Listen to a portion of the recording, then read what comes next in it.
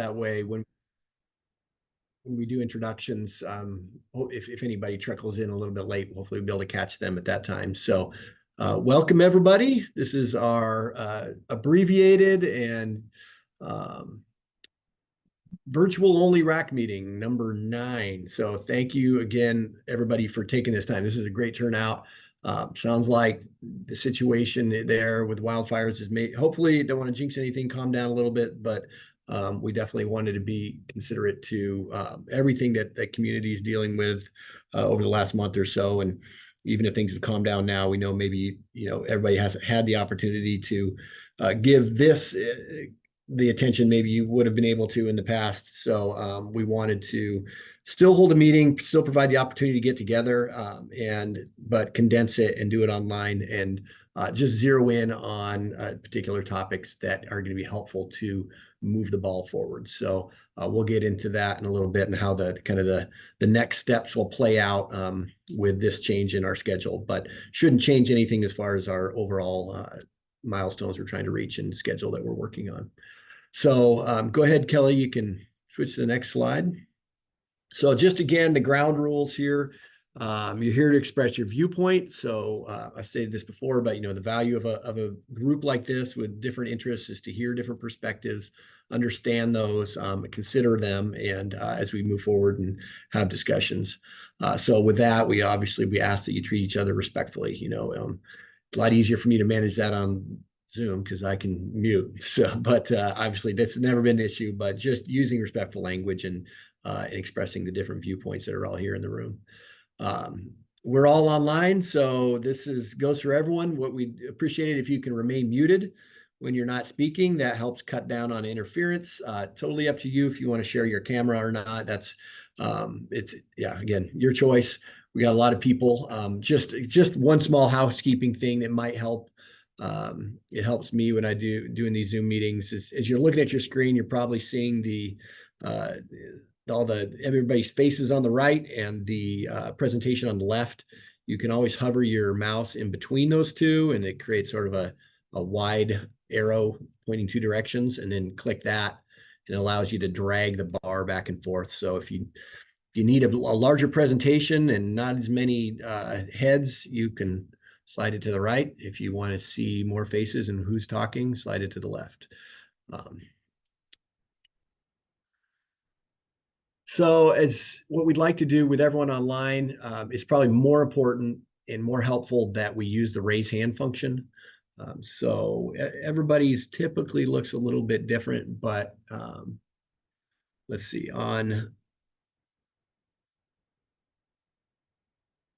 yeah, it's even a little different on my screen here, but you can always go to, do we have Kelly, let me ask you, is the raise hand function available? I'm not seeing it on mine.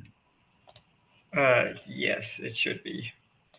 It should be under reactions and then raise hand. Okay, yeah. So at least on the version I'm using and Kelly's using, at the bottom, there's a icon that says react with a heart. You click on that and that'll open up a box, and then there's a button there for raise hand. Depending on the version of Zoom you're using, it could be that you actually have an icon with a hand that says raise hand. So and if that's not working, you can always just raise your hand physically as long as your camera's on, and I'll look for that. Laura? We asked somebody just to raise their hand just so we can see if it works. Just because we have multiple hosts. Okay, Bobby Cochran, awesome, perfect. Okay. Yep, I think we got a few hands. So, cool, yeah, thank you guys. As much as we can use that and not just come off mute and stop talking, that's going to be a lot easier to manage discussion. And what I'll do, like I do in person, is just track the order in which hands come up and do my best to make sure we get people's feedback in order, and hearing from different voices as well. So we have a lot of people here, and some are RAC members, some are members of the public. So for the members of the public that are here, or just anybody that's viewing, we appreciate it if you stay muted. This is a meeting for the RAC, an opportunity for RAC members to have this dialogue. We do have time set aside for public comment. So I'll ask right now If anybody here is not a RAC member and intends to provide public comment, if you could raise your hand.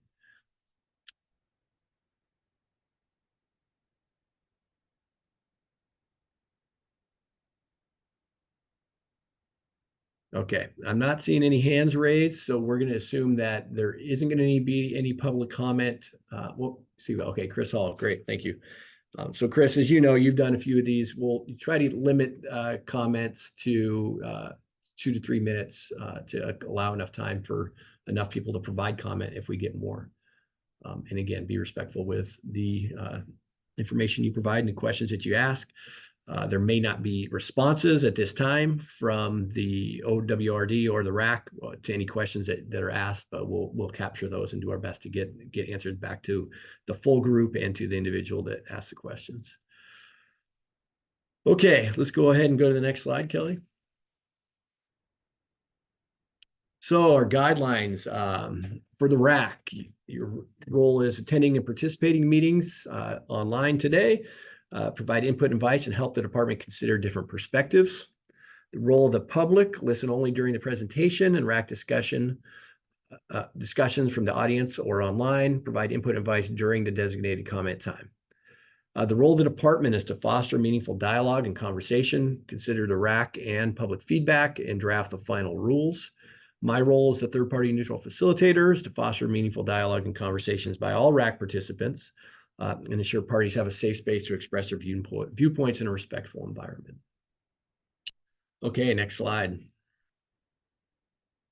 So our agenda for today, we'll do welcome and introductions as we are right now. I'll turn it over after that to Bobby, who's here, and he's going to give an overview of the discussion groups. Then we'll do our public comment time, and I'll check again if anybody else is here to provide comment. And then our primary agenda item, then at that point, will be the goals for groundwater levels. We'll talk about that here in a minute, and then we'll close. So this is a good spot, I think, to do our introductions. So bear with me as I work through this because we have a lot of people here. So I'm going to be, I'll go through the department first.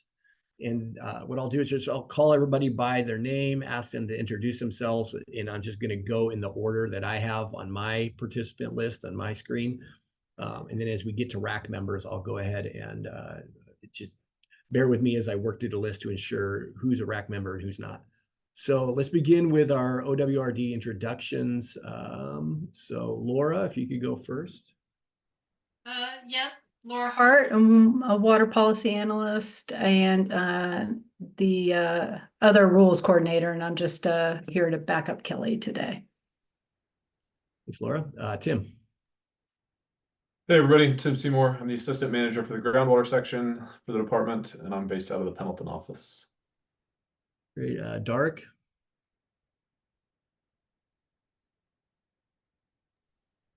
Good afternoon. I'm Dark Boschman, hydrogeologist in our Salem office.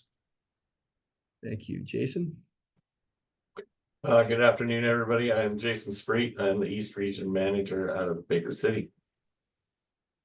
Kelly. Hey all, Kelly Mines, OWRD Role Coordinator and Water Policy Analyst. Alexandria. Alexandria Scott. I am the Community Engagement Coordinator focused on the east side of the state, and I operate out of the Salem office. Great. And Dally.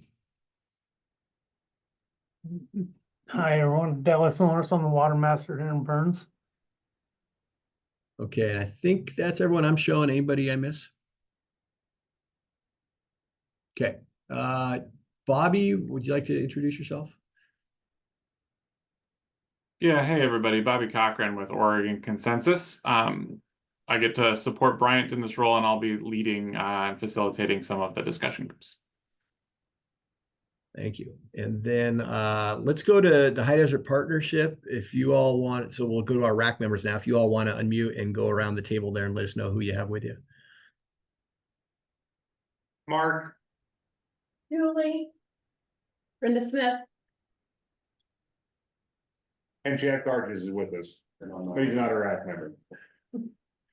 Just keeping us in luck. Okay, thank you. All right, so I'm going to work my way through the list here. I'll just call out names. Go ahead and introduce yourself. Ben McKenna. Ben McKenna, just a domestic well person. Um, All right, thank you. Brianna.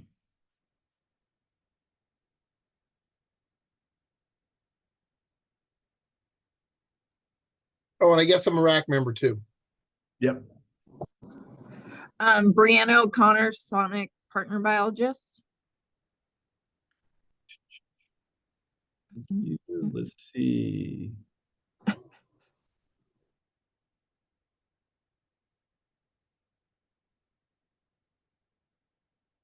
Actually, I'm getting, yeah, let me work through the RAC members and I'll do one more introduction here.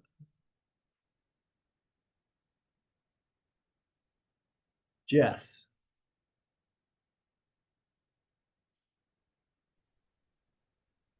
I'm assuming you said Jess and not Yeah. Jeff. Jess. Jess Winnick, Mount Here Refuge.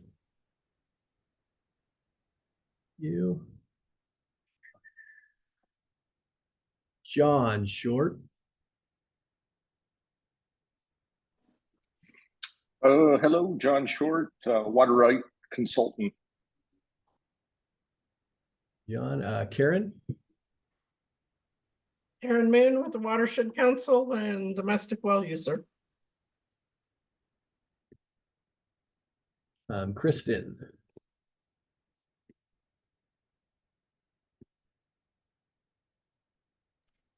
Kristen Shellman, Harney County Commissioner. Kristen, Lisa. Yeah, Lisa Brown with Water Watch of Oregon. You,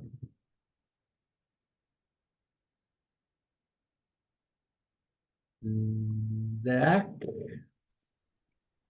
Hey, I'm Zach. I'm a hydrologist with the Nature Conservancy. Good to see y'all. You, Roger. Yeah, I'm Roger Shealy, agricultural research scientist. I'm a ecosystems ecologist. Awesome, thank you.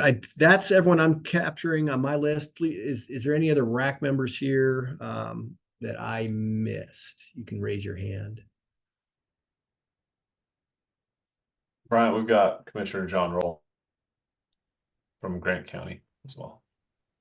Yes, John Ralph, Grant County, interested in the South Grant County. Excellent, thank you. Then I think Karen Moon, is Karen Moon also a RAC member? Yep, she introduced herself. Oh, she did. Okay, thank you.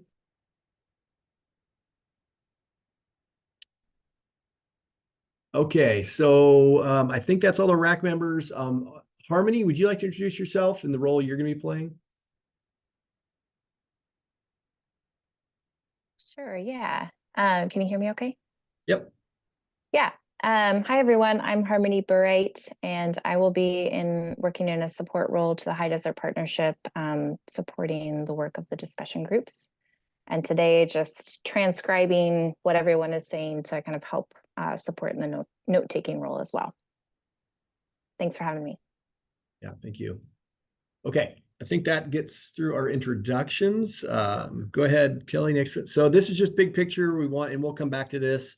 You should have invites in your email inboxes for your calendars from Kelly for each one of these, but this is our schedule as we have it right now for RAC meetings moving forward. Our next one is scheduled for October 2nd. You'll see there's more time dedicated to this. We want to try to work through a lot more items and have a little bit longer discussion for these next few RAC meetings as we cover a lot of areas. So these will be designed to start early, take a break for lunch, and then come back for the early afternoon. So if you haven't seen the email or you just need these, all this information will be provided in the notes, but got a few meetings coming up scheduled through January right now. Okay, so the primary goal for today will come a little bit later here is clarifying the goal of stabilizing groundwater levels to help guide development of management scenarios and evaluate the modeled outcomes of the management scenarios. This is going to feed what we really, another way to look at this is we want to capture some good input and feedback from everybody today regarding the goals so that it gives Bobby and Harmony some information that they can use along with some of the input you've already provided in the homework to begin these discussion groups and really dig into developing these scenarios. So big picture, that's our goal. I guess I'll pause there before I turn over to Bobby. Any questions, any feedback that folks have about where we sit right now and regarding the agenda and what we're looking to do?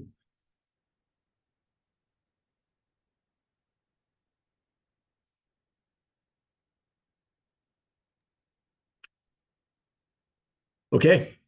Mark has his hand up there. And sorry, I didn't see that, Mark. Go ahead. Thanks, Brian. I don't want to, start on a negative connotation, but clarifying the goal of stabilizing groundwater probably starts there. Statute is reasonably stable. So I think we even need to back up the conversation and start there before we start talking about stabilizing.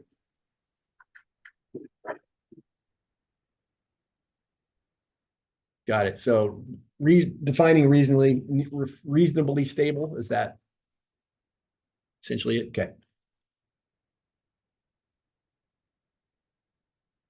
Okay, I think that's well, that's definitely can be folded into the way we kick that conversation off. Any other comments or questions for today?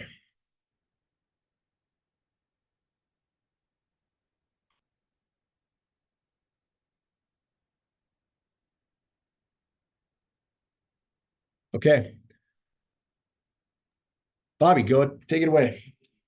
Yeah, I appreciate it, Bryant. Thanks. And hey, everybody. Again, Bobby Cochran with Oregon Consensus. And Mark, I appreciate you asking that question right off the bat, right? Because I think over the last couple months, one of the things that I think we've heard from RAC members and the public is how can we have a little bit more opportunity for a broader discussion on a whole range of different topics?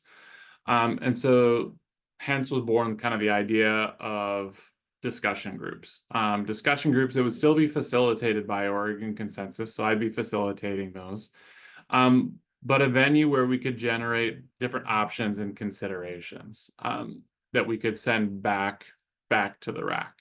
So we've tried to get those up and going.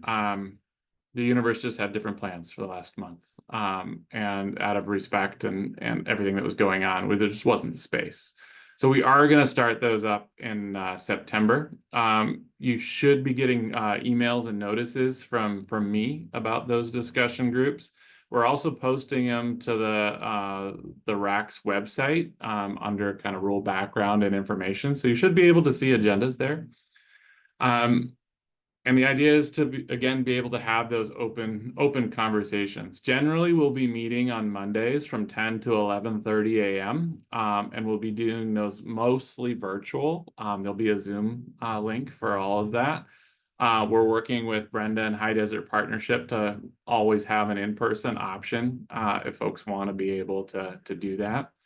We are likely to drop some full-day workshops just because the depth of conversation that we need on some of these topics are just demand a little bit more time.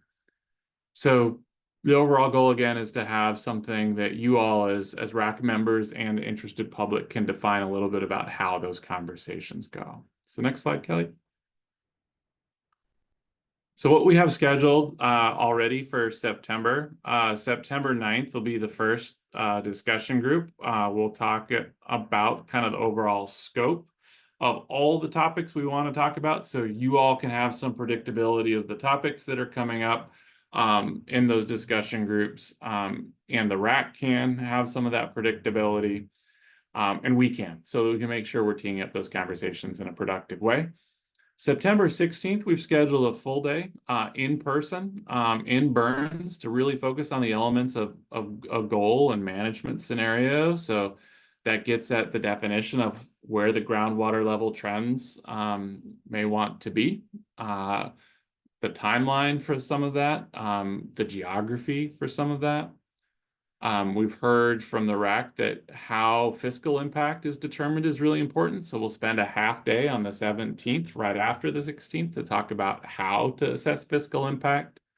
And then on September 23rd, we'll have kind of an hour and a half to tie up any of those loose ends to get information that we can pass back to the RAC for the October 2nd meeting. So the overall flow would be a RAC, give some guidance on the questions and other things the discussion group should talk about, a set of discussions, and then pass that information back to the RAC to make sense of. Again, Water Resources Department kind of holds the final decision on this stuff, and the RAC is really where we start narrowing in some of those options. The discussion groups are for brainstorming. Next slide. Oh, so there is just, I think, one more piece before we go into public comment, is the RAC meetings will be noticed. We'll generally kind of try and put an agenda out kind of the Wednesday before a Monday. They're open to everybody, so RAC and all interested public. And there'll be more free-form kinds of conversations that will be facilitated by me, but I've asked Harmony to kind of help support the material development for that. Notes will be taken and recorded and posted, so that we'll try and operate similarly to the RAC in terms of transparency and public notice. So I'll pause there. Bryant, I can call on folks who've got questions, or you can. It's up to you. Go for it, Bobby. All right, I think I saw Roger, then Lisa. No, I'm sorry to bug you, but you said that the Oregon Water Resources has the final say, but I thought it was the commission that had the final say, and I just guess I'm looking for clarification. Sorry, I misspoke, Roger. It is the commission that has the final say. Right, Tim? Thank you. Yeah, apologies. Lisa. Yeah, could you talk a little bit more about sort of the structure of this? And kind of the relationship between High Desert Partnership, Oregon Consensus, and Harmony in this process, which I was under the impression it was an Oregon Consensus process, which it looks like that's not quite right. So I'm just wondering if you can explain some more of that, which is all new information to me. Yeah, and I'll give you my hit on that, Lisa, and then Brenda and Harmony, I'll look to you two to just kind of add commentary to that. Oregon Consensus is going to hold the process, which means we're responsible for ensuring kind of third-party neutrality and the robustness of the process. And High Desert Partnership has a lot of kind of the experience locally and some of the context. And so I am going to be relying and need High Desert Partnership to kind of help with some of that packaging of options or other materials in response to what the discussion group asks for. Brenda? I would also just say sort of local logistics as well is what High Desert Partnership is bringing to the table. And Harmony's on contract to the High Desert Partnership. So as we've been preparing for the September pieces, Harmony's just been invaluable in terms of figuring out kind of how to frame some of these options and considerations, agendas, and other things. But ultimately, we're all going to be responsive to you as the RAC and the interested public that shows up.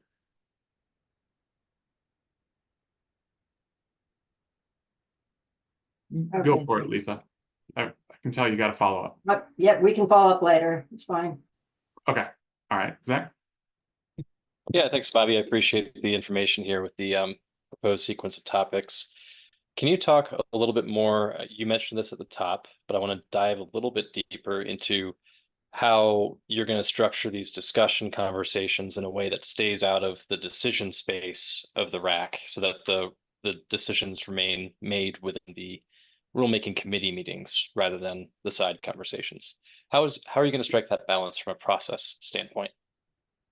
Yeah, I think you're going to have to help us with a little bit of that. So I'll tell you the mental model going in, and then I think it's really going to also rely on members of the RAC to make sure that we're not creating two parallel things here. The way we've described it and structured some of the agendas is the discussion groups are really about brainstorming.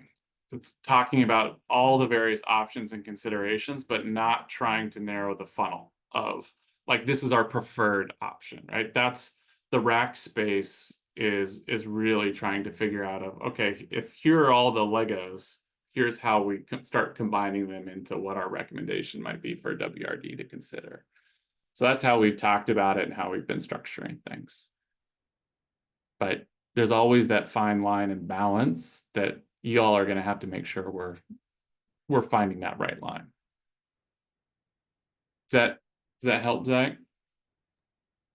Yeah, I think so. I think you know, it'll be impressive if we can have a full entire day dedicated to talking about goal and management scenarios without at least unintentionally or informally coming towards a collective opinion or an aggregate group decision. But yeah, no, I get you. And some of that we might not be able to avoid at all, and we're just gonna have to check and push that back too, right? If we start coalescing and we're feeling like we've gotten beyond where we want to go, we're just gonna need to be able to pull back too.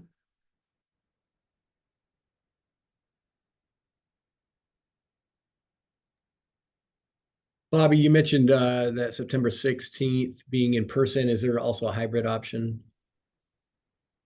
Yeah, at the moment, the agenda for the 16th and 17th is really designed for in-person. We will do a Zoom link, and we'll make sure that there's an option for people to Zoom in if they need to. Our strong preference would be everybody who can make it would make it. And then if you can't, just let me know straight away and we'll redesign the agenda so you can participate to the fullest extent. And I apologize, the Zoom link for the 16th and 17th is not up on the website yet, but it's going to be the same Zoom link for every discussion group. So we'll get that fixed and up there.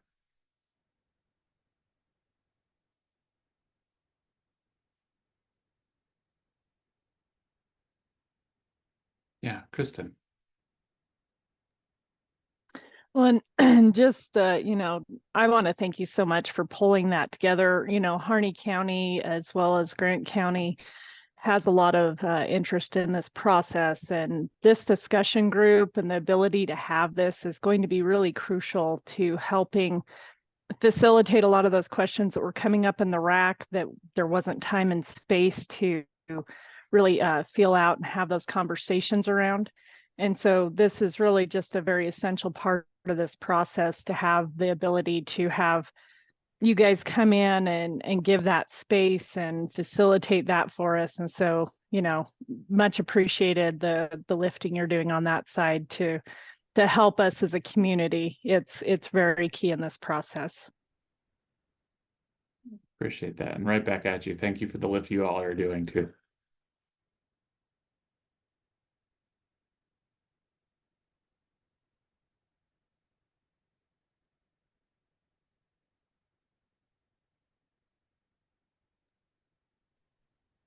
Okay.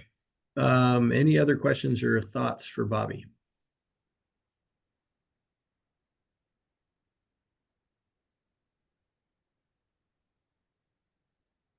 All right. Well, thank you for that, Bobby. I don't know if you're gonna be able to stick around or not, but I think maybe you got somewhere else to be. Well, I do, but it's tough when you want to be to all the really important conversations. I'm here at the Tribal Water Summit today, so I'll hang around for just a little bit, and then I'll bow out. But thank you all so much for all the work you're doing. We'll see you on September 9th.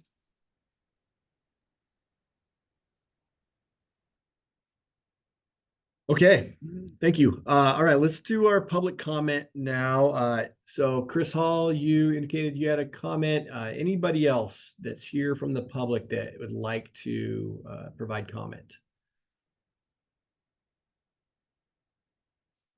And again, this is for not for RAC members. RAC members, we would like you part of the discussion moving forward. Yeah, Chad, is that hand for you? Okay. Yeah.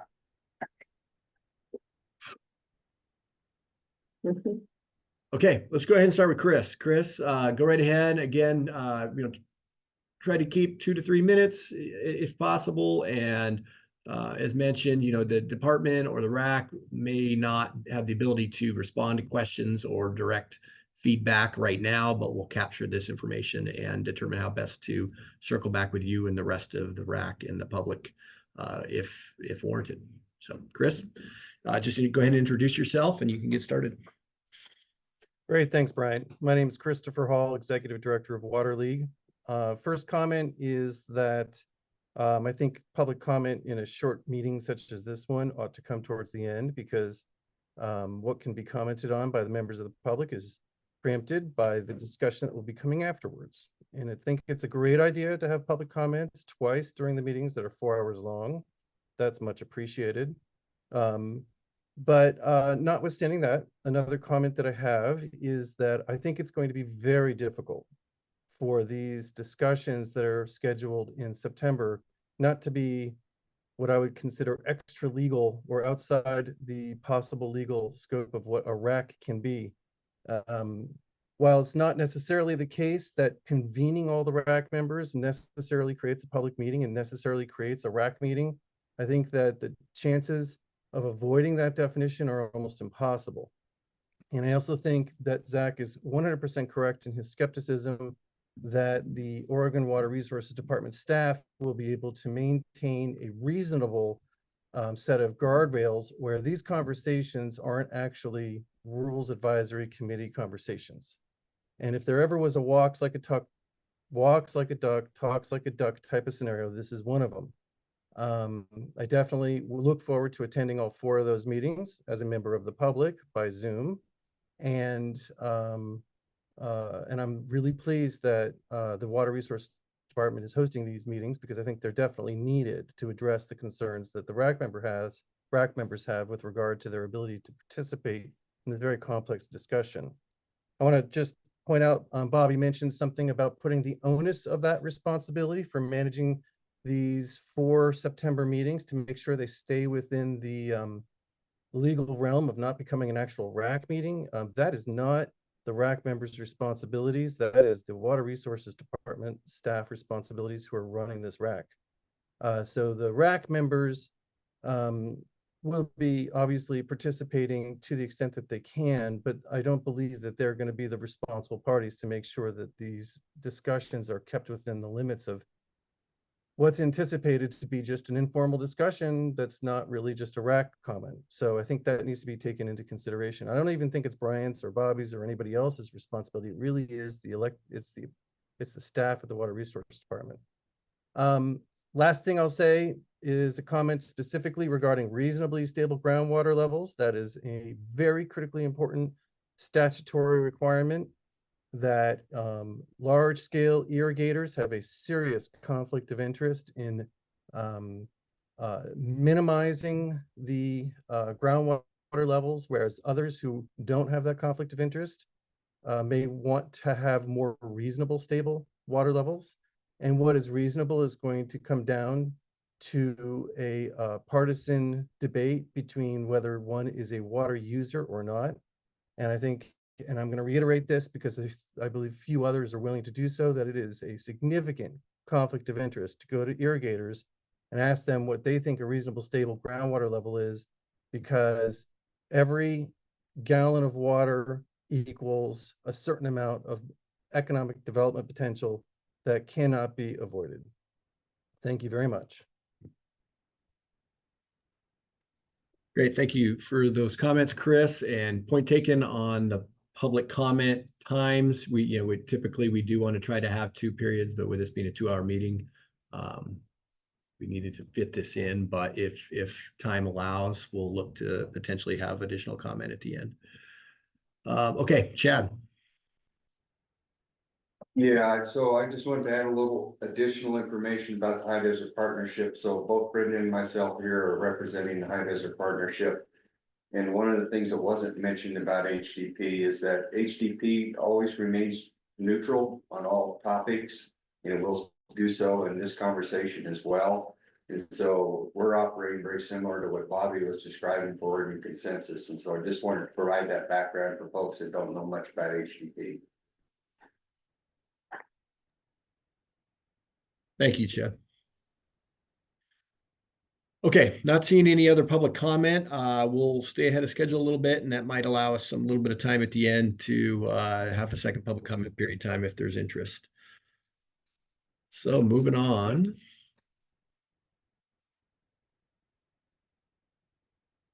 To our goals for groundwater levels. So Tim, do you want to take it here? I can go over this slide and then hand it over to you. What's your preference? Doesn't matter to me. I'm happy to start here if you want me to. Okay, go right ahead. All right. So hi, everybody. Again, I'm Tim Seymour. I'm the assistant manager for the groundwater section here at the department. And I am going to be trying to walk us through this conversation.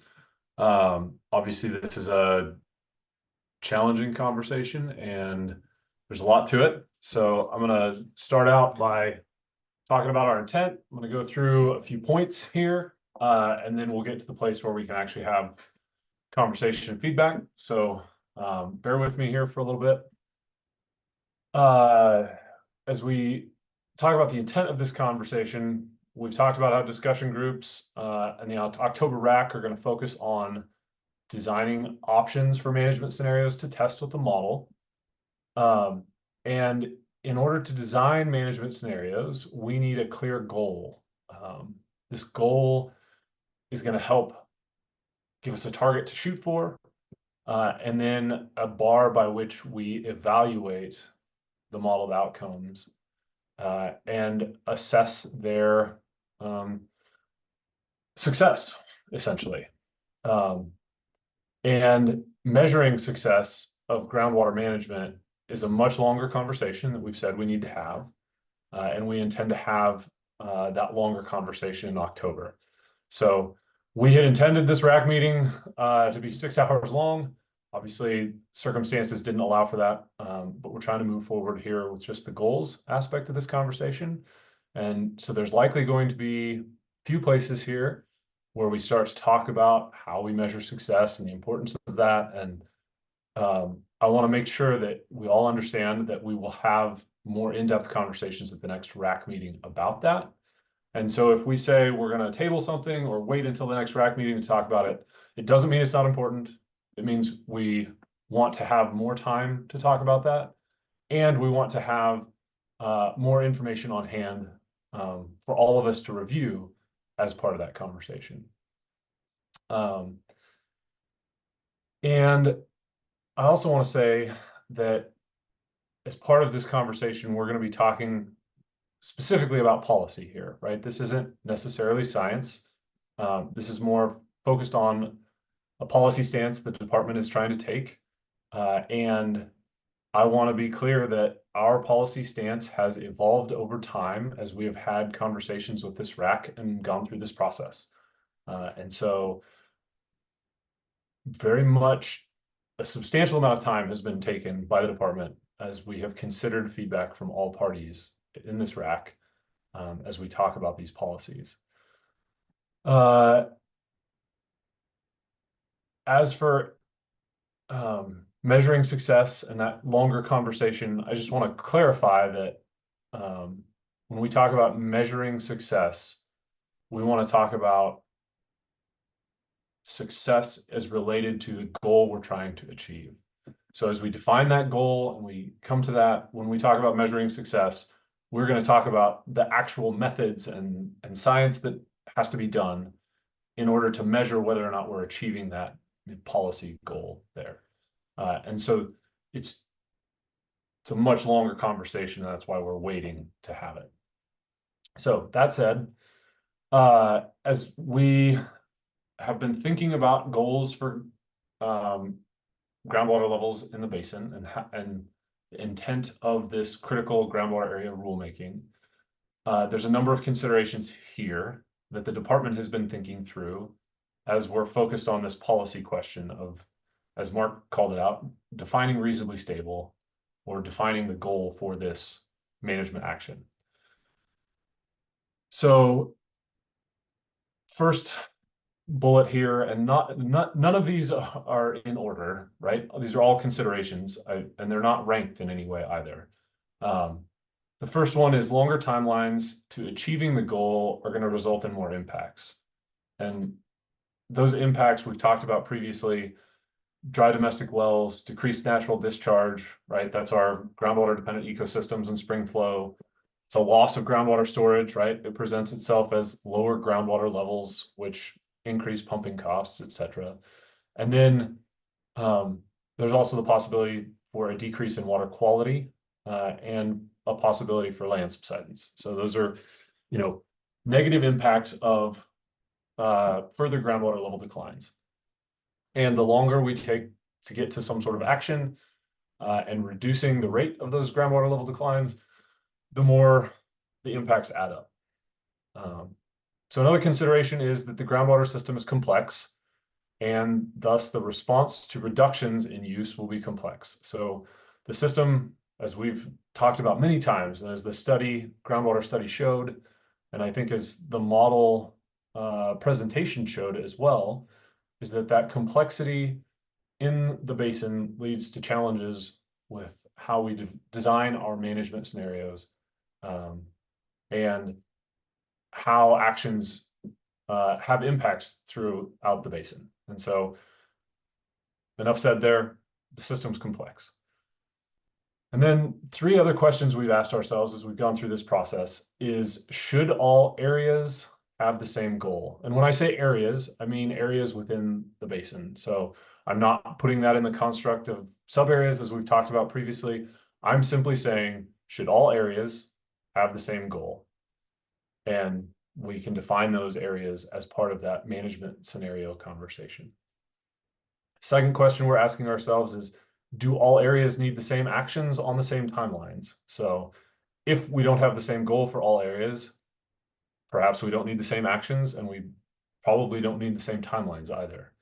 And if we do have the same goal for all areas, perhaps we have different actions for those areas, and perhaps we have different timelines. So there's a variety of permutations we could go through there. But this is a question we're thinking through as we're considering a goal. And then the last question we're asking ourselves is, should our goal be to recover water levels so that a critical designation could be removed? So in the statute, for the critical area, specifically when you get to implementing curtailment or water use reductions, however you want to say it, the intent of those water use reductions appears to be, or need to be, that those would result in solving the problem that led to the designation to begin with. So the question is that necessary for the goal to be to remove the critical designation in the future sometime? So should that be a goal of this rulemaking process? So that's a host of considerations there. And these have all sat in the background of our minds. And as we've talked about, what the goal should be here. So Jim, then we pause it Yeah. real quick, and the Sure. order of your presentation better than I, so tell me if it's more appropriate later, but would it be helpful to pause for a minute and let folks sit with this and then offer other considerations that maybe we don't have on our list? Sure, I'm fine with that. And they may come up later, maybe some comments later. We want to come back to this and drop in this list, but just kind of let people digest it for a second.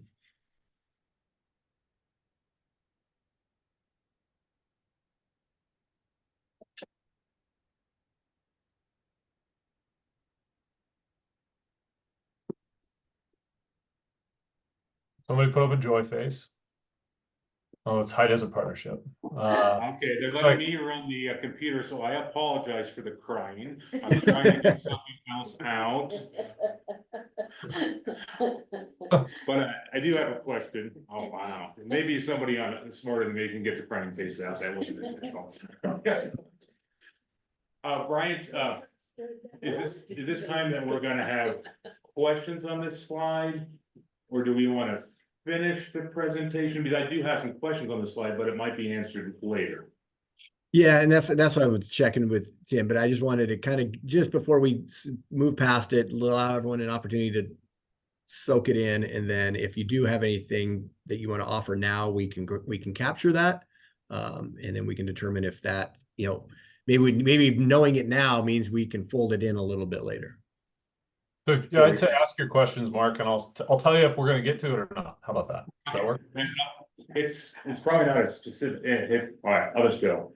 So when we talk about goal, or we talk about recovering the water levels, are we looking at the mean water table, the median water table, the well that is declining most in the basin, the well that is declining least in the basin? So as we talk about a goal and meeting all these, we need to understand how that will be measured and where that will be measured. I think that's important as we work through this.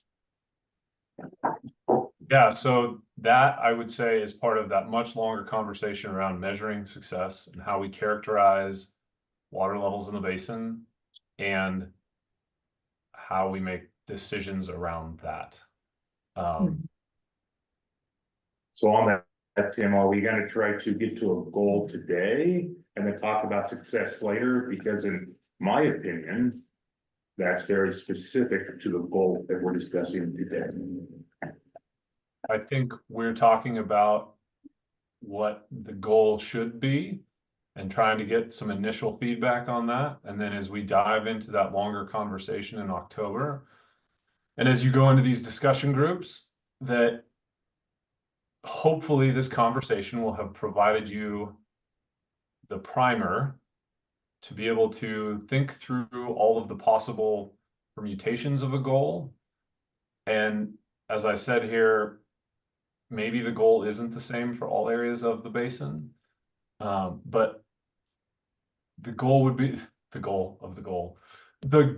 My intent here is to start the conversation and to allow room for more feedback at the next RAC, especially as we talk about that characterization of water levels, how we measure success, and what that looks like.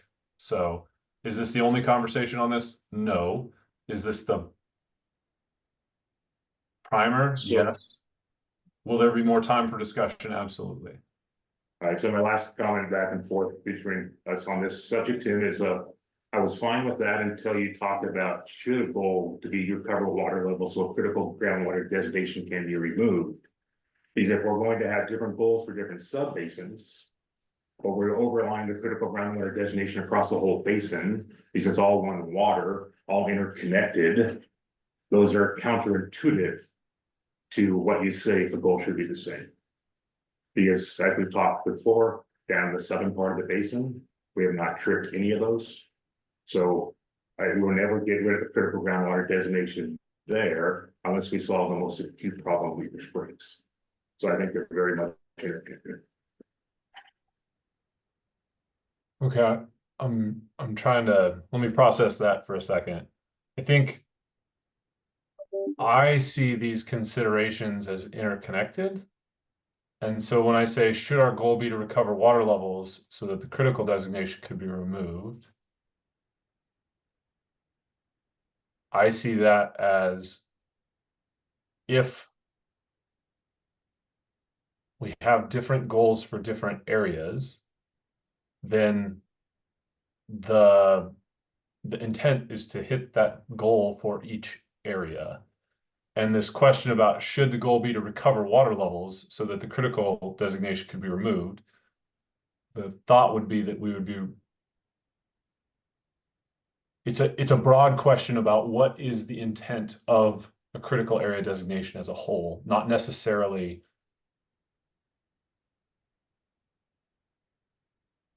as more of a guiding principle, I guess. I'm struggling to put into words what is going through my head.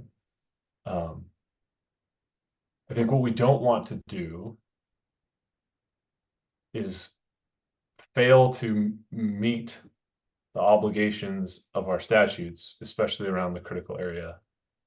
And if the statutes say the intent of water use reductions is to essentially resolve the problem that led to the designation, then should our goal be to solve the problem that led to the designation? So perhaps that changes how we characterize the boundaries of the critical area and how we pull things together. So Does that help you understand the intent there, or help me? Did I convey that effectively, Mark? I guess is what I'm looking for. Possibly there at the very end, Tim. If we're actually going to reopen the designation of the critical groundwater designation by sub area, whatever the sub areas might mean. Yeah, I could probably get there, but I think it just opened up a level of complexity that, I mean, we'll have to talk through the discussion group. Yep. Yeah.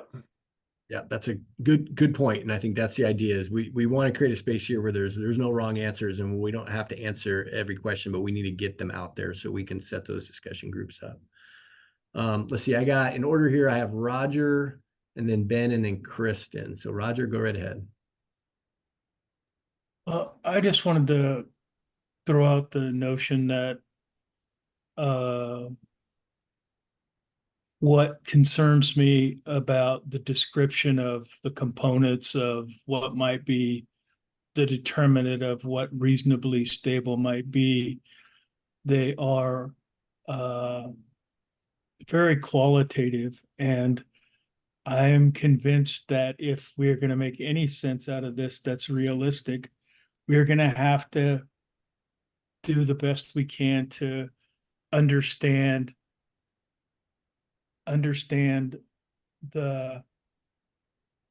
relationships between what we're calling reasonably stable and what impacts it might have. So we talked about the things that it might impact. We have to quantify those things in order for us to come up with something that's reasonably, because reason is going to be, it's going to end up being based upon what these effects are on this system, and we're going to have to quantify those. We can't just say, yeah, it's better to have higher water table or whatever. The impacts, the relationship between the surface vegetation and the groundwater issues are critical, and understanding how lowering or increasing the water table influences various processes and mechanisms in the ecosystem are going to be required for us to be reasonable about it.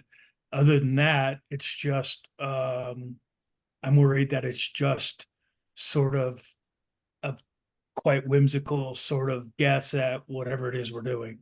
And so I'm going to be arguing along the way that we quantify these relationships between what we're kind of gearing towards reasonable and how we see them, quantifying them, how we see them impacting the system, and not just saying, yeah, we know this and we know that, and it's going to do this and it's going to do that. It's going to have to be smarter than just, I got this feeling that having a higher water table is, we have to know what it does and we have to be able to quantify it in order for us to come up with something that's reasonable. Other than that, it's just a wild hope.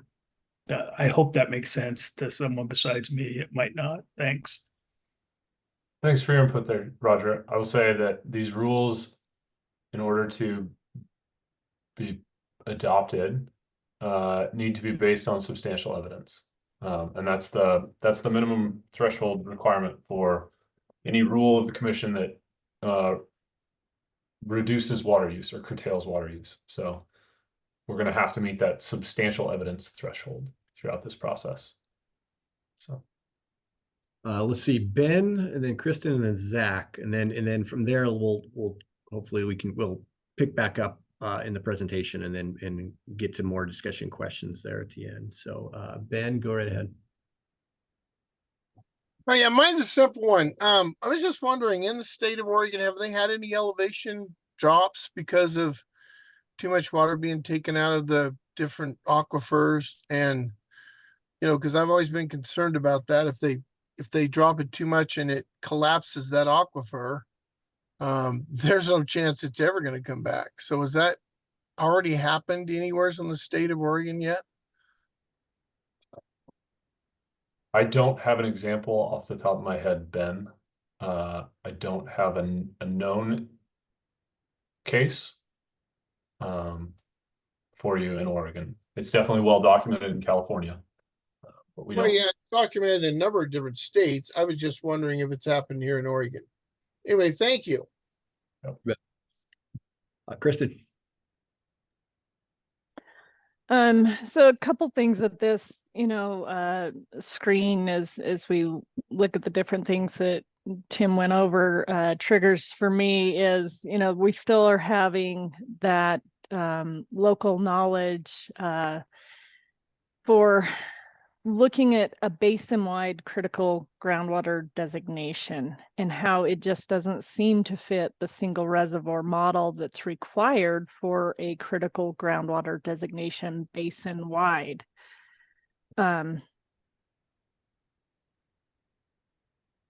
There's extremes in the geology that have triggered some of our issues, as with Weaver Springs. And so how is that taken into consideration with this? I see no mechanism within the current policy to look at the geologic problem under Weaver Springs that's creating the extreme there. And then you look at other places in the basin that don't have the same geological situation underneath the ground. And if we're talking about ever getting to a point where we can be in a recovery basin-wide, which includes Weaver Springs, to come out of a critical groundwater designation, how does that occur given that type of geology that, in discussions that have taken place, the recovery for an area like that is really an unknown time into the future due to that geology. And so it's really easy to have broad brushes, and I know that it's the statutes of the state and the policies are often set up to apply broadly, but in this basin, that is a very large challenge to have a broad brush approach, as we are looking at different situations basin wide, geology playing into that in a large manner throughout the basin. And then the other part, when we look at dry domestic wells, there's still a lot of variance in actual domestic well depths. There's a lot of domestic wells that aren't very deep within the basin. And so as you're looking at that broad statement of drying up domestic wells, the depth of those domestic wells plays into that, and the variance in the depth of those wells on top of it. And so, not trying to make it more complicated than it is, you already know how complicated it is, but I just want to state that as we talk about these things individually, domestic wells, the individual geology, it all plays into the bigger picture as we're looking at how do we ever recover from this critical groundwater designation. Thanks for that, Kristen. Yeah, we're capturing these, and I think this is good feedback for the list. Zach. Yeah, thanks, Brian. I think one of the original questions that you posed was, are there additional considerations to add to this slide, rather than responding specifically to the questions on the slide? So I'll engage in that space. One additional consideration to think about, with especially the longer timelines to achieving the goal aspect, is that with predicted hydroclimate futures showing warming temperatures and drier summers, taking longer timelines to achieve the goal makes it actually harder to achieve the goal due to that shifting climate reality. And just, based off of WRD's Water Resources Department's long-term water demand forecast in relatively short time frame, by 2050, we're looking at 8.6% increase to evapotranspiration and up to a 20% increase in future irrigation demand. So just wanted to flag that as an additional consideration in this time frame question, that we have a shifting baseline.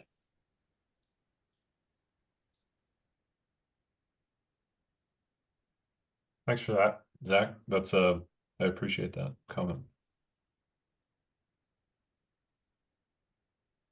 Great, thank you. So again, as we get into a little bit more presentation and discussion, and then gathering more feedback, some of this feedback we can fold into this list here, so that these considerations are available for the discussion group conversations. All right, so I'm going to go on to the next slide. So this was a list of considerations we were thinking through, and then we started to think back or look back at, what were the goals in other critical groundwater areas? So there's been 7 designated across the state. They were designated over a prolonged period of time. The most recent were done in the late 80s, early 90s. Some were done in the 70s. They were done under a different process. But at the end of the day, the 2 most recent critical areas, Stage Gulch and Butter Creek, put a definition for reasonably stable into rule and into the orders as related to the designation of these critical areas. And so the definition they used is that reasonably stable water levels means an annual static water level decline of less than 1 foot over the entire subarea, as determined by averaging the annual water level change of the representative wells in the subarea, and the water level change for the subarea averaged over 5 consecutive years displays no decline. So this is a pretty specific definition for 1, how to measure reasonably stable, and 2, what it means. And essentially it means over a 5-year period, there can be no decline in the wells that are representative within that subarea. It does allow for up to 1 foot of variation in water level over the course of each year. But in order for the 5-year average to be 0, you would have to have recovery of equal amounts to any decline that occurs. Because that's how averaging works. So you could have a situation where water levels are going up and down around that 0 line, but they are not reasonably stable if they are declining below that 0 line over a 5-year period.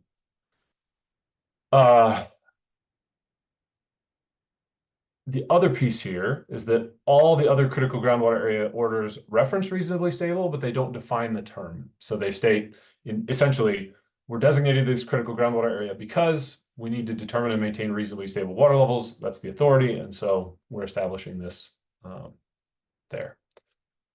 And the last piece on this slide here is that this definition ignores the 100+ feet of decline that occurred in Stage Gulch and Butter Creek that resulted in the critical groundwater area designation, right? So basically what there's the outcome of this goal is that all of that decline, all of that water loss over the previous years is not considered in what the goal is for the end. So instead of focusing on a magnitude of decline and trying to resolve a magnitude of decline problem, they're focusing on a rate of decline problem. So taking groundwater levels from declining to stable around a 0 decline number. So that's how it was done in previous critical groundwater areas. And that's what that's the construct we've been considering as we look to past practice of the department and the commission. And I see High Desert Partnership's got their hand up. So happy to take a question there. Sure, that was a surprise, Tim. So are the aquifer systems the same up in Butter Creek and Stage Gulch as in the Harmony Basin? Are we looking at a confined aquifer system there? And were there other opportunities at different levels in those areas for agriculture producers to still draw water? So Stage Gulch is a basalt aquifer system that is confined. Butter Creek is a basalt aquifer system that is combined. Ordnance basalt is a basalt aquifer system that is confined. Ordnance gravels, which was also designated, is an alluvial aquifer system. None of them match identically the Harney Basin. It's unique. But they all had similar problems in that groundwater levels were declining due to overuse. And lastly, were there's different zones in those areas where irrigators can continue to draw water from? So the Umatilla critical areas are much smaller in geographic space than the Harney Basin. They divided those critical areas up into multiple sub areas. I want to say, I'm not going to tell you a number, multiple sub areas, and each sub area was regulated differently in order to attempt to achieve this goal of reasonably stable water levels or no declines. Does that answer your question, Mark? Close, just in those different critical groundwater designations, was there allowed at a depth, a shallower level or a deeper level from the combined aquifer continue pumping?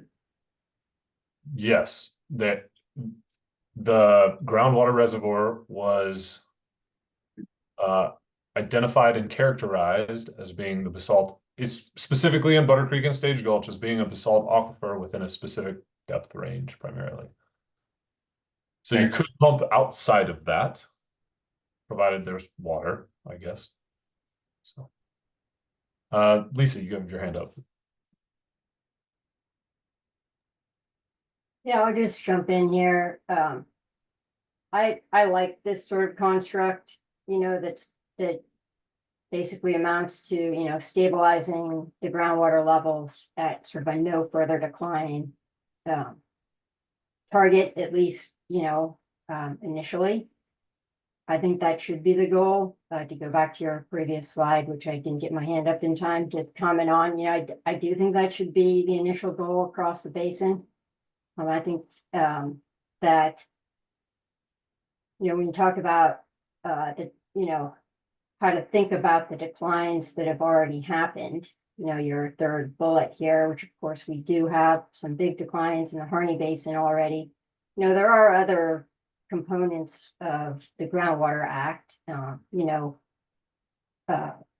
we're supposed to be thinking about the capacity of the resource and also groundwater for human consumption. And I think all those factors together really do argue for a recovery and some way to address, you know, the declines that have already occurred. Yeah, that's my 2 cents on this slide. Thanks for that input, Lisa. Appreciate it. Ben, I think you're next. I just have to go by with what's happened with my well, and it's continually dropped at least a foot a year the last, I don't know, it's going on a decade now. And you know, I can shove my well down farther, which is what I've done, but the rub is then it's going to be put on my grandkids or the next generation to figure out where they're going to get their water.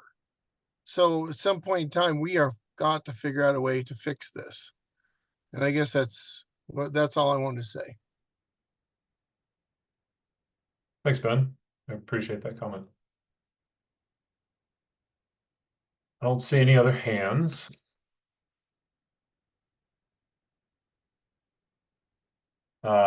So now that's the second piece of what we considered is, you know, historic practices of the department. So then we started to dive into statutory policy, reasonably stable. And this is that definition that we've talked about previously. And it's found in ORS 537, 525-7, which is the statutory policy statement for the Groundwater Act of 1955. And it says reasonably stable groundwater levels be determined and maintained. And that is like essentially the department should or statement. And so as we said in the groundwater report, a critical area can be designated in Harney because portions of the groundwater reservoir are overdrawn, they've declined excessively, and they're excessively declining. So there's 3 different statutory thresholds there that have been crossed in parts of the groundwater reservoir. Want to remind everybody that declined excessively is a magnitude definition, and that means greater than 50 feet from highest known water levels. And excessively declining is a rate-based threshold, which means 3 feet of decline per year for a minimum of 10 years. So as we're thinking about that, the question we've asked ourselves is, how can an area ever be reasonably stable when it's both declined excessively and excessively declining? So when both the rate and the magnitude have been tripped. And as we thought that through, our opinion is that we don't think we should define reasonably stable in this critical groundwater area. We don't think that's the right term for what we want to achieve here. What we want to focus on is something that Ivan has talked about previously in previous RACs, and that's the target water level trend. And the reason for a separate term here is really so that we don't modify reasonably stable and that term in a way that doesn't allow it to consider both declined excessively and excessively declining at the same time. And so we want to propose focusing on a target water level trend, which is basically focused only on that rate-based threshold. And that's what we want to try to solve here. And that's what we want that goal to look like. And so carrying on with that, this is OWRD's current position. And that's, we believe we need to achieve a minimum target water level trend of no decline, meaning that water levels do not show long-term declines. So they're essentially stable. It's, if you calculate a trend line, it's 0. Water levels are going to exist within a dynamically stable range. So we're going to see fluctuations up and down based on the water year, based on use. But again, the goal is no long-term declines. And obviously, long-term is not a specific definition. Therefore, we're going to need to define that, and that's going to be up for input. We also recognize that some wells will show declines. Some wells are going to be stable or have a 0 decline rate. And some wells are going to show recovery if we achieve a water level trend of no decline. And that's the way the system is going to work in all of its complexity. In order to get to that no decline trend, we'll have this situation where wells will be in different states. So the last bullet there is that we need to consider what the thresholds would be for an individual well should it exceed some defined rate or magnitude of decline. Or said another way, how do we handle extremes in the system? So again, broadly, I've heard comments talking about Weaver Springs and how it's an outlier or an extreme case, if you will. But even within a sub area or within, areas of the basin, how do we handle the case of extremes? If a well is declining more than a specific rate or magnitude, does there need to be additional action taken? Or should it be considered that that's not an acceptable target water level trend? So for instance, the simplest example is we could have a target water level trend of no decline because we have one well that's recovering 3 feet per year and one well that's declining 3 feet per year. And if we were to average them together and get a trend, that could be 0. But is that acceptable that we have one well recovering that much and one well still declining that much? And so again, we want to talk about that concept and talk through what that looks like and start to get feedback on that. And I think that's where that conversation about how we measure and how we characterize water level trends is really important in that October 2nd RAC. So the last slide here, I want to start diving into designing alternative management scenarios. And then I want to get feedback on the previous slide, but also talk about this slide as well. So I want to make sure we're considering all of it at the same time as we start to talk about that policy goal and that target water level trend goal. So when it comes to designing management scenarios, the we believe that flexibility in the alternatives comes from how the critical groundwater area is divided into areas or sub-areas.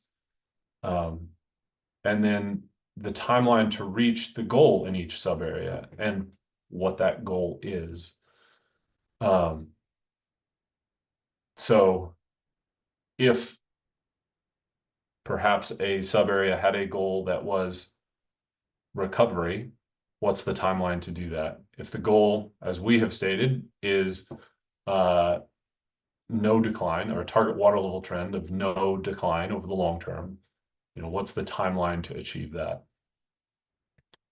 And then additional flexibility comes in how we measure success, how we characterize groundwater levels, over what spatial extent we do that.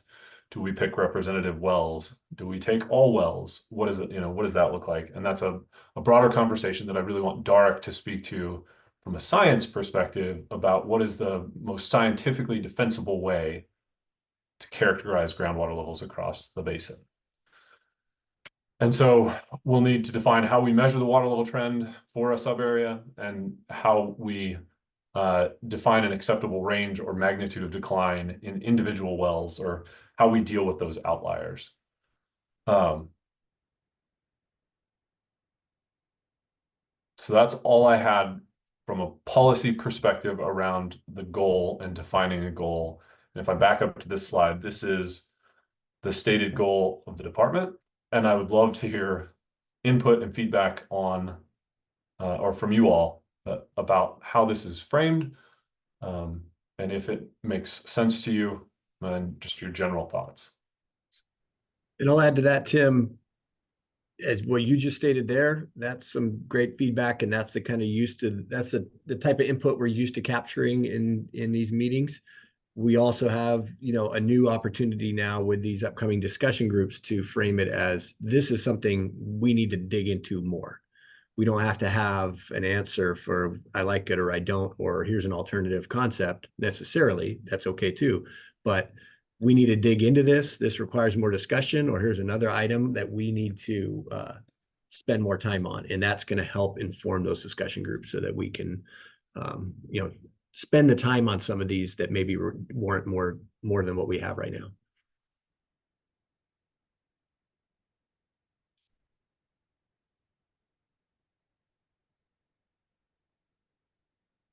And it could also come later, right? Between now and the next September, for that, that feedback can come into us at any time that we can feed into the discussion groups.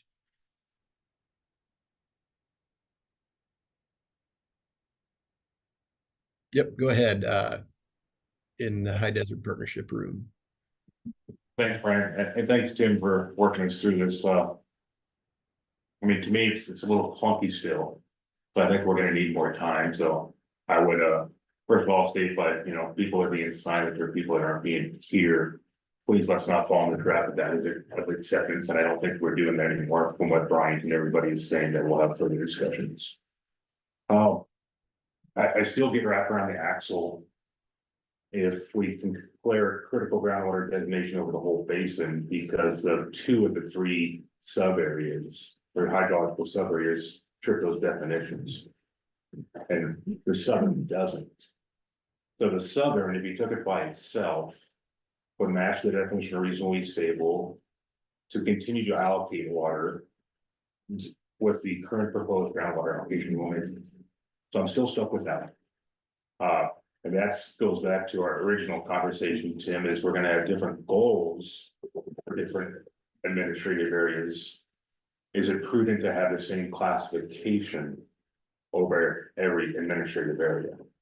To me, if Ken was here, I think he would say can't have it both ways. Secondly, we look at representative wells up in Butler Creek. I'd be curious to what was a representative well up there, as for your last bullet point on this slide. And did they use the mean of those representative wells to come to what their term of reasonably stable was? Secondly, lastly, when Dark talks about the geology and hydrology, I can show you wells in the basin 3 wells that were all drilled to about 1,000 foot. Phase 2, 500 foot. Pumping started, water levels were quite high. Within 2 or 3 years of the Water Resource Department measuring one of those wells, water levels had dropped 100 foot. And they did not recover. But I could go less than 200 yards away and show you a well that was only declining 6 inches. But I do think that goes to more conversation on some of these anomalies. Or should individual wells exceed defined rate. You're not understanding what long-term means. Or how we can phase into this. I think really hampers my ability to help solidify our goal.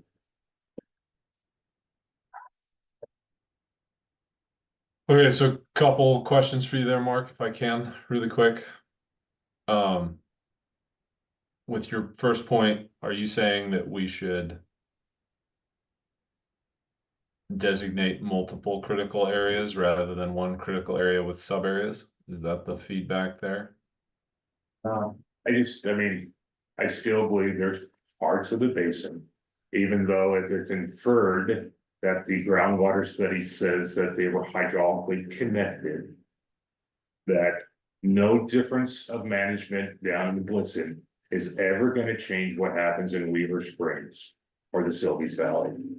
So yes, I do think there is a hydrological argument or conversation to be had that all of our basins should not be just designated a critical groundwater designation. I think you open that door back up by talking about having different goals in different areas and trying to potentially have a conversation of removing that critical groundwater designation. All right, thank you. I appreciate that feedback. As to what is a representative well and how many of them, etc., we will get back to you on that. I'm not the expert on that piece in the Butter Creek Stage Gulch area. I think as far as your comments around long-term or what long-term means or how we handle extremes, etc., I think more conversation is needed there, and we haven't defined specifically for ourselves what we think the right proposal is, and so we will likely try to do some of that and then come for feedback in October. Does that hit that point for you there? I would maybe, so if we're gonna have discussion groups, which I appreciate, sometimes maybe the discussion groups should lead on a conversation before the department always has to present what they feel is the correct alternative. Because it will, allow some of us to have more freedom if we believe the department's not already locked in to what a goal or to what something might be. All right. Well, I look forward to hearing what the discussion group's feedback to the RAC in October then. Thank you.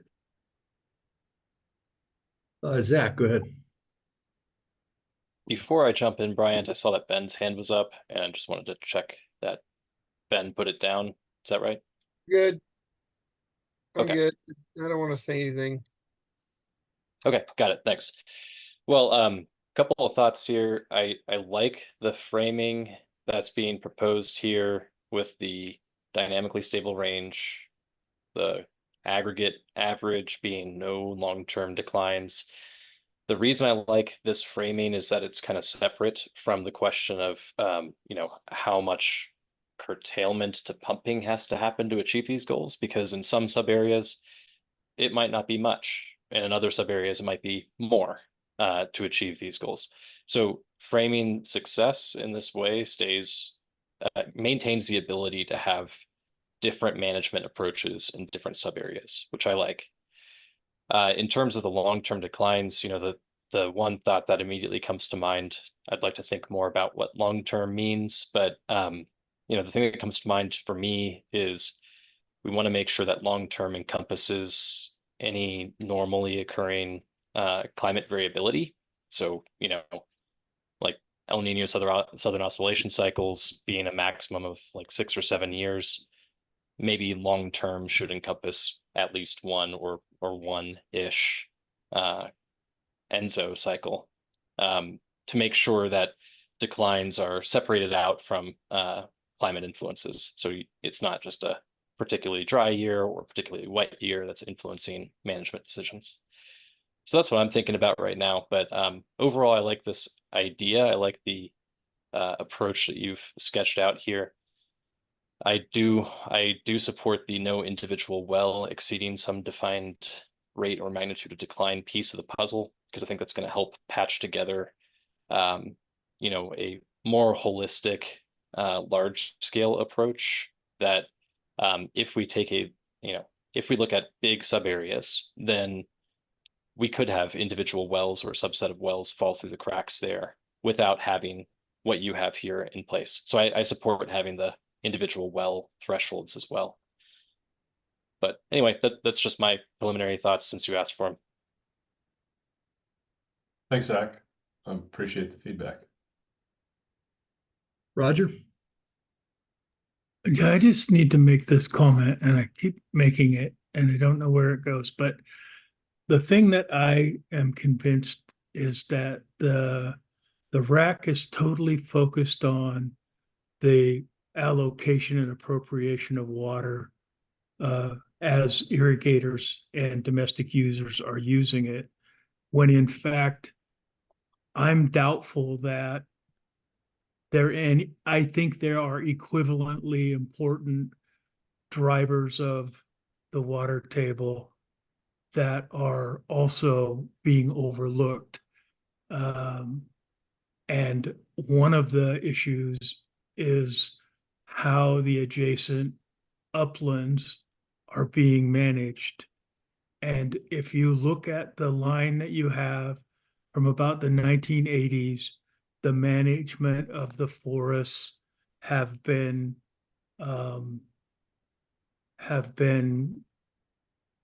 allowing the forests to become overgrown and almost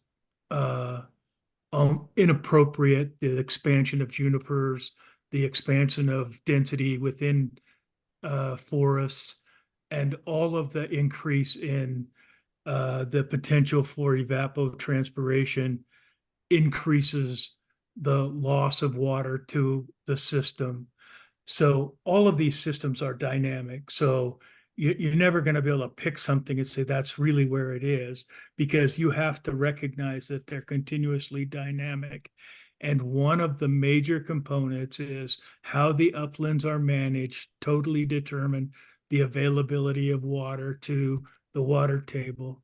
And what has just happened is not only proof of that these forests have been mismanaged, but it's also an interesting opportunity for this group to be able to monitor what the influence of the uplands being overgrown has had on the water table.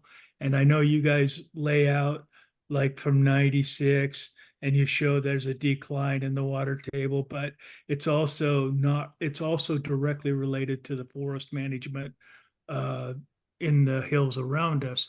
And what has happened now is we've had in much of the area there, for about 200,000 acres, there's been massive burns, and that's also an indicator of, in my view, inappropriate management of those forests and way overgrown and way abnormal use of incoming water and snow. And now that's gone. So we have to consider not just irrigators, but you have to consider the associated management of the uplands in this system, which make a huge contribution to the water that comes into the system and available water, and ultimately affects the streams and the water tables. We know that. We have data for it. The experiment station, Tony and Dustin have data showing that that's what's happening. And for us to just decide that our management is going to be reducing irrigation use is the single thing that is contributing to the decrease in water table. That's just inappropriate and short-sighted management. And I hope that we find a way to use this right north of us. We've had 200,000 acres of inappropriately managed forest burn, and that will change the water table. And we have an opportunity to learn to what extent that was having an impact on the loss of or the declining water table that we've had here. It's a really big deal. That's what's just happening, because it both proves that these management systems were out of control and not being done properly. And it's also giving us an opportunity to see what kind of response we get to the water table, because we've lost a lot of that biomass that was transpiring water continuously. So there's a real opportunity and a real big deal going on here right at the time that we need for it to happen. And I hope we can find ways of taking advantage of that information. Thanks for that, Roger. I will say the department intends to continue our groundwater monitoring efforts throughout the basin. So we will definitely be monitoring for changes in conditions over time. That's fine, but we don't want to cut everybody off and then find out the fact is 80% of the problem was up in the hills. And that's what worries me. Got it. Thanks for that input. Looks like we're back to HTP. Is that right, Bryant? Yep. Just wanted to weigh in a little bit more on the no individual well should exceed defined rate or magnitude. If the department explores that conversation, let's not fall in the same trap that we fell in with permit conditions. Where would be the starting water level for magnitude? So I mean, if you have an old well that's been drilled, you know, a long time ago, are you going to take that water level back to the well driller's log? If you had a well that was drilled in 2012, are you going to take that back to the well driller's log, or are you going to take it back to what the presumed water table level was back in the 90s? Or are you going to set a baseline moving forward that if all wells are measured, and then you take the rate or magnitude from that? Dark can also show you, or Justin, I mean, we went to 2 domestic wells that are in my house that are drilled literally 8 feet apart. And there's a 30-foot water level difference in those 2 wells. And if you look at the groundwater study, that is supposed to be no difference between the shallow and deep groundwater levels. So there's a lot of anomalies, especially when we start looking at individual wells on where your starting point would be. So I mean, if you're going to consider that, please consider that as a point moving forward into the future of what a current groundwater level is in that well. Thanks, Mark. That's helpful. What I heard, if I could recap there, is that you would prefer that rather than looking at some sort of historical levels, when it comes to this defined rate or magnitude of decline in an individual well, we want to look starting, say, today going forward, or whatever our cutoff is going forward, not back looking. Is that fair to say? You might have taken a little liberty that I confer. I would we open to the conversation to how we get there. I still think there's some prior appropriation issues, stuff like that, but yeah, with that being the basis point, I'd like to have the conversation. Sure. Definitely, I think more conversation is needed on this topic, and October 2nd is the place we're going to do it. I just wanted to make sure I understood what you'd said. Thank you.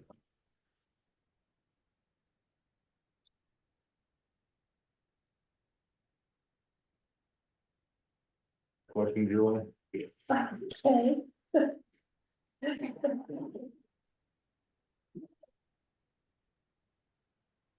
Another high desert partnership question? Yes, Mark used a phrase when he was discussing this slide, and he had several points to make about it. And he used a phrase about there's no recognition of phase in.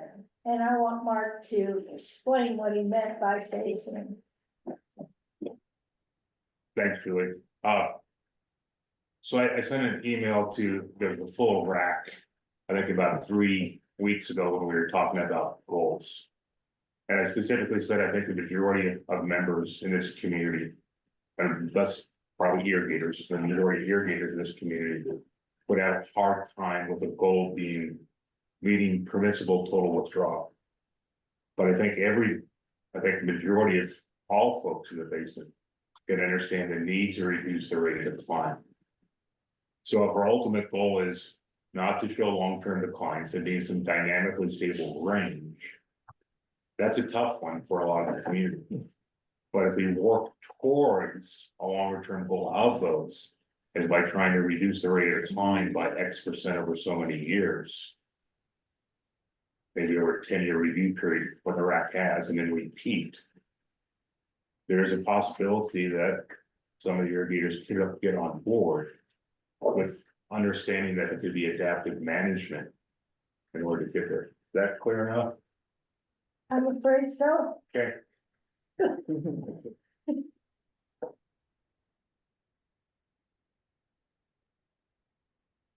So certainly put up your hand if you have any other thoughts or questions or comments. I guess a question I would put to the department and this is for my own understanding as well, is we're talking about goals, but then we're also talking about different management scenarios. Where's the room there within those management scenarios to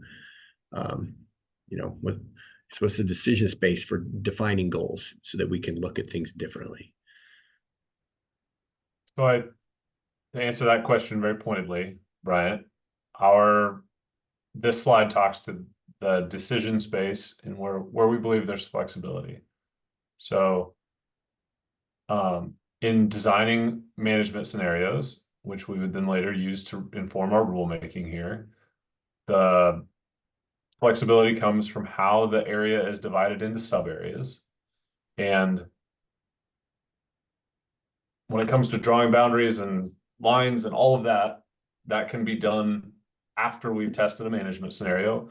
But really the goal here is to figure out how we're going to divide the area so that we can we can model some sort of management change, right? Curtailment of water use somewhere. And then a timeline for reaching the goal in each sub area. So how quickly or how long do we want to take to reach that goal? And how quickly or slowly do we want to implement the water use reductions or the curtailments? So we'll be sending out documents focused on trying to help frame up the conversation around designing management scenarios, what we need in order to be able to model effectively. And that flexibility will be called out in there as well. And so this is where we see we have some flexibility with relation to achieving our overall goal. Did that answer the question effectively, Brian? Yes, and I guess I just wanted to put that out there for people to consider in the feedback that they're providing now, and within that vein of what's going to be helpful to set up good discussion in the discussion groups. Yeah. With that ultimate goal of developing some different management scenarios. Yeah, and so we intend to have those documents out ahead of the discussion groups so people can review them, use them in the discussion groups, and then we can come back together as a RAC. We can have conversations around the other place where we believe there's flexibility, and that's in how we measure water level trends, defining that acceptable rate of decline for individual wells or magnitude of decline.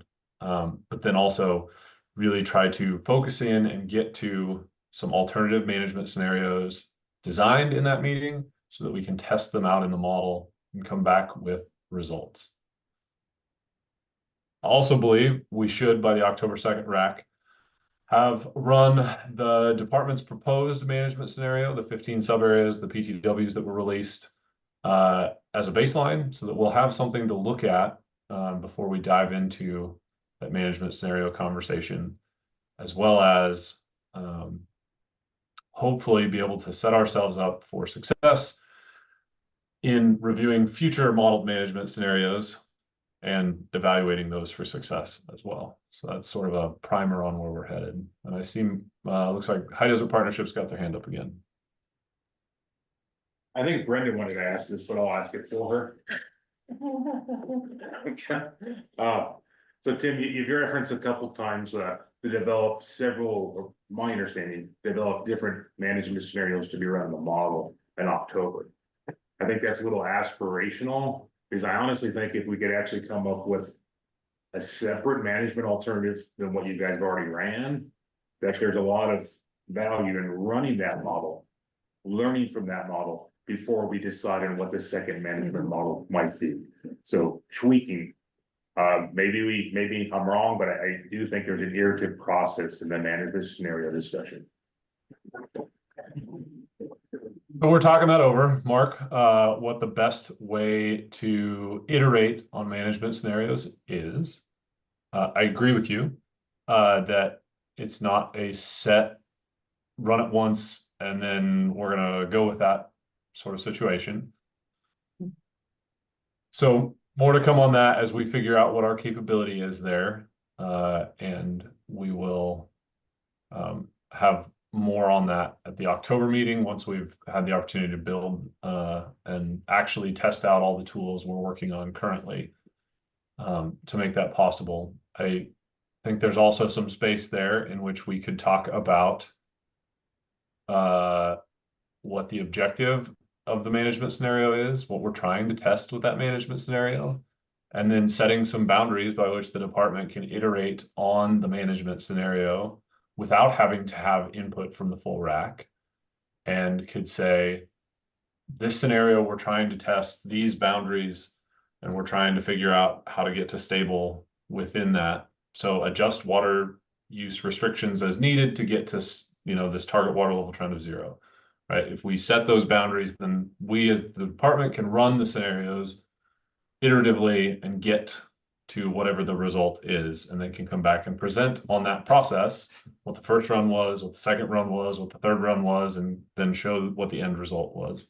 And that's a way we could do it iteratively without having to have multiple RAC meetings where we run the scenario, present the results, we all look at it, we all toss out some ideas for how to change it, and then go run it again and come back the next day and look at it. Since I assume we don't all have 8 hours a day every day for this specific process. So.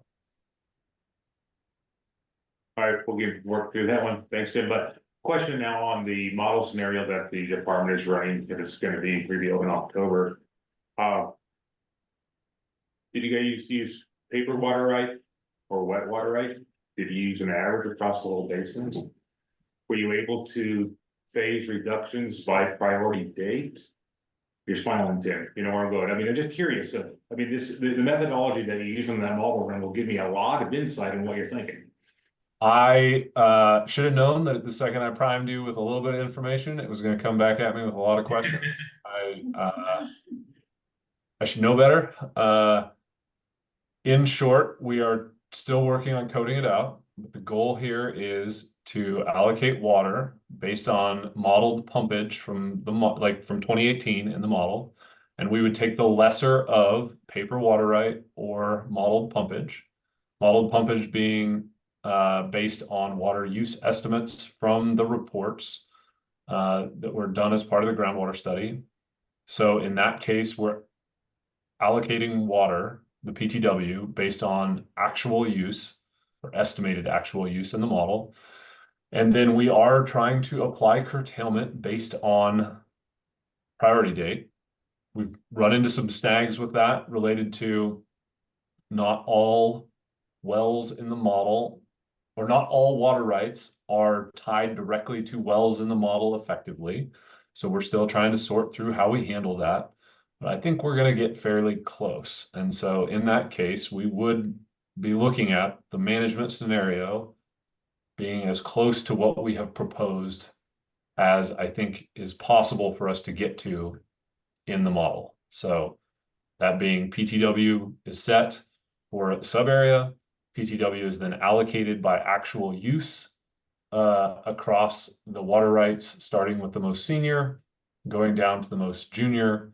And when the PTW is fully allocated, all juniors below that point do not receive any water and they're curtailed off. Does that answer your question, Mark? Yeah, thanks, Jim. The only other question would be in the 9 non-priority areas, so the department said felt they could reach reasonably stable with permit conditions in 2018 pumpage. You answered the 2018 pumpage. Have you worked through how you're going to model the permit conditions? Not yet. Okay, fair enough. So right now, if we were to press go right now, for the 9 lower priority sub areas, they would run at 2018 modeled pumpage, or essentially what we consider actual use for 2018 in those sub areas. And there would be no reduction in use by permit condition. So we would expect no different than if there's already decline in that area, to continue to decline in that area because of the same pump. We would, yes, that is the simplest way to look at it. But we do believe there's going to be some impacts from the higher priority sub areas being curtailed, like cascading across portions of nearby sub areas. So Cascading, I like that term when we're talking water. I see the water cascading, thanks. I like cascading water when it's above ground. Not a big fan in a well. Just going to throw that out there. So, Kristen. So if you're running it off of the 2018 actuals, how does that equate to 2024? That is something we are currently working on evaluating and have been for some time. We hit some roadblocks with relation to our work with the Desert Research Institute. They have been working with our water use team on a publication. Really, it's statewide, but basically looking at calculating pumpage estimates based on ET. So essentially the same sort of process that was done in the Beamer and Hoskinson report. We're hoping to have that data finalized and published by the end of September, and then we'll be able to compare I believe through 2023 water use with the 2018 water use and see if there are changes and what those changes look like. And obviously that's important to understand the fiscal impacts as well as just the impacts of using a 2018 number as opposed to a 2023 number. Yeah, there's going to be some variance there. And so just like say, wondering how that was going to be accounted for with this modeling to, look at it as we put this out to the public, as, we take the first dive at the modeling, any lack of current data that we're looking at in that would definitely then, as we look at other models, to try to have apples to apples as you make modeling occurring. If we don't have our most current data available within the model versus the 2018,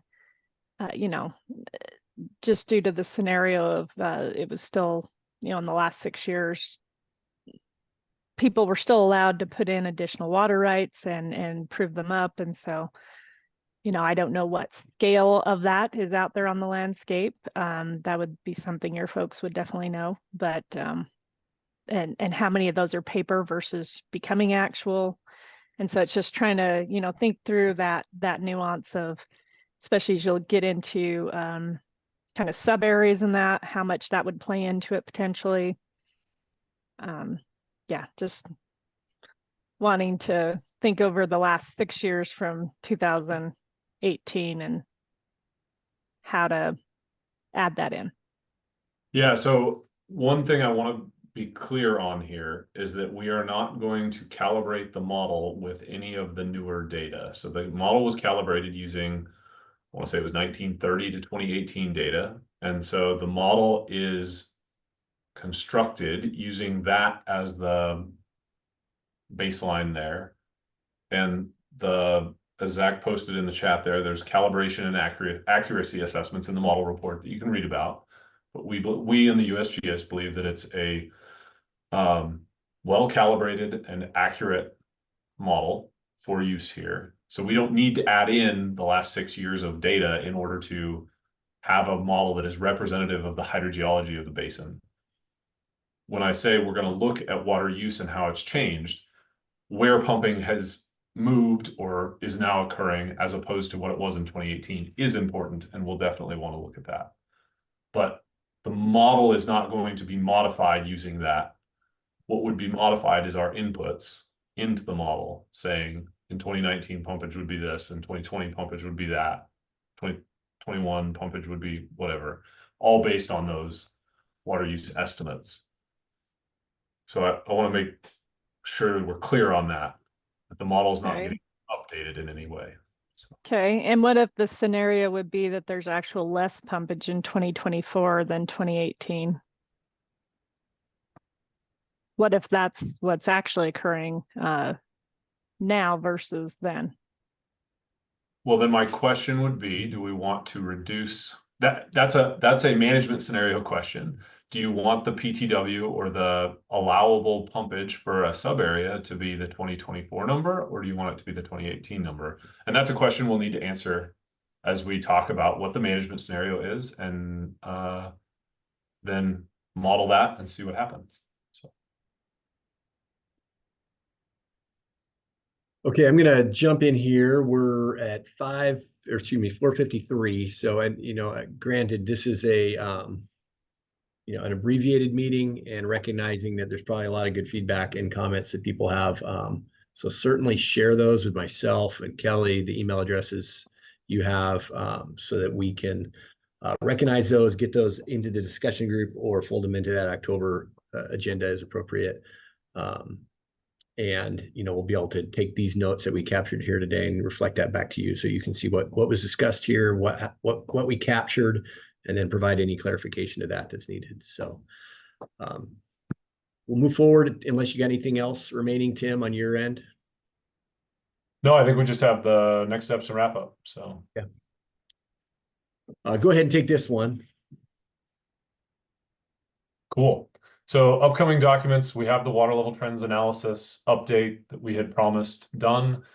We didn't want to send it out ahead of this meeting because we didn't want to feel like you all had homework. We had promised no homework for this meeting, and so we'll be sending that out in the coming weeks. We are working on a Harney Basin groundwater model summary. We're trying to get it down to a couple of pages, trying to get to really the high points and focus in on how the model works, how it can be used in this process. So that's where we're headed. With that document, we're working on guidelines for management scenario development. And I don't know if we're calling it guidelines or sidebars, or I don't remember what the terminology is, but the intent is to provide some structure and framework for management scenario development, trying to make sure that discussion group conversations can be productive and focused on getting the information, getting people thinking about the information that's needed to put into a management scenario so that we can model it. And then the last piece is we're working on that list of water rights and water right holders. So actual information about who owns what water right, so that we can get that out to the RAC and just to the community in general, as I know there is interest around voluntary agreements, and having that information is important to being able to move forward with voluntary agreements. So those are the documents we're working on right now, and we'll be getting out as soon as we can. So. Great, thank you. Okay, so looking at our next steps, we have, this is the discussion group schedule with a little more detail that Bobby mentioned at the top of the meeting. As mentioned, that's September 16th and 17th, the community centers reserved for these longer discussions that are anticipated. But certainly, if you're unable to attend in person, let us know and let Bobby know, and they'll make sure we accommodate anybody needs to join virtually. And if you have questions or anything and you're not able to connect because you don't have the email address for any reason, feel free to reach out to me and I can help connect you to Bobby and Harmony for these. So again, these are a lot, we don't have another RAC meeting until October, but there's a lot of discussion groups planned between now and then that'll help feed that October meeting for taking some good steps forward. So We see there are some comments and questions here in the chat. We'll capture any of these from the public as part of public comment. Question, will the OWRD materials be made available to the public as well as the RAC members? I assume these will be posted online, so on the website, so that'll be available to anybody. So the answer there is yes. Also, any other comments here and questions that were provided by the RAC, we will try to fold those in to the notes. And let's see.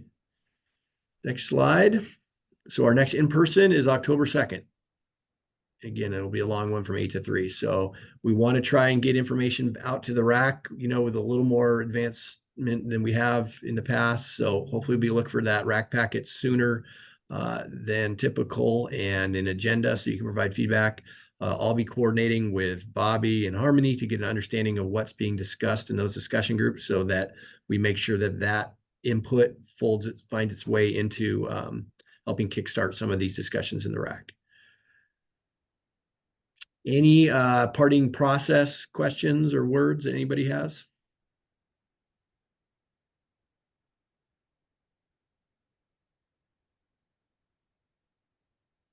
Okay, anything else from the department? No, I'd just like to say thank you for another good meeting and good discussion, and I appreciate everybody taking the time. Thanks, everybody. Everybody's working hard, that's for sure. Thank you. Roger. Okay, appreciate it, everyone. We'll see everybody in October. Hopefully you're all seeing each other again soon at these discussion groups. Bye-bye.